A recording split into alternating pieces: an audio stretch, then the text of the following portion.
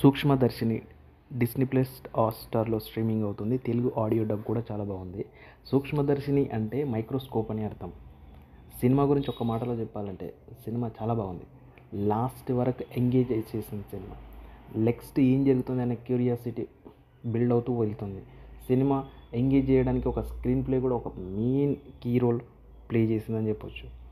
ఒక వీధిలో జరుగుతుంది సినిమా మొత్తం. ఒక వీధిలో ఒక కొత్త వ్యక్తి ఎంటర్ అయిన ద్వారా ఈ సినిమా స్టార్ట్ అవుతూ ఉంటుంది.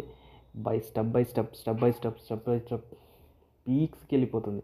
ఆ వీధిలో ఉండే కొంతమంది లేడీస్ ఈ యొక్క నాటకాన్ని ఎంక్వైరీ చేస్తూ ముందరికి సాగుతూ ఉంటుంది సినిమా.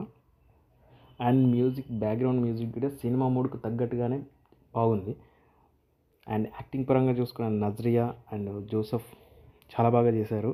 అండ్ ప్రీ క్లైమాక్స్లో వచ్చే అన్ఎక్స్పెక్టెడ్ థింగ్ కూడా చాలా బాగుంది, రివలైజేషన్.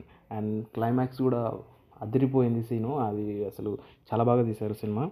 స్టోరీ పరంగా చెప్పుకుంటే చాలా చిన్న లైనే అది, కాకపోతే దాన్ని ఎంగేజ్ చేసే విధానం కూడా చాలా బాగా నచ్చేసింది అందరికీ.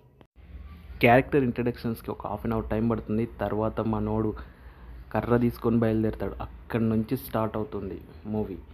ఇక ఏం జరగబోతుందని నెక్స్ట్ అక్కడ చేసే ఎంక్వైరీ చేసేతో పాటు చూసే ఆడియన్స్కి కూడా పిచ్చెక్కుతుంది. సినిమా చూస్తుంటే మీకు ఏ విధంగా అనిపిస్తుందో కామెంట్ చేయండి. నచ్చితే లైక్ చేసుకో, సబ్స్క్రైబ్ చేసుకోండి.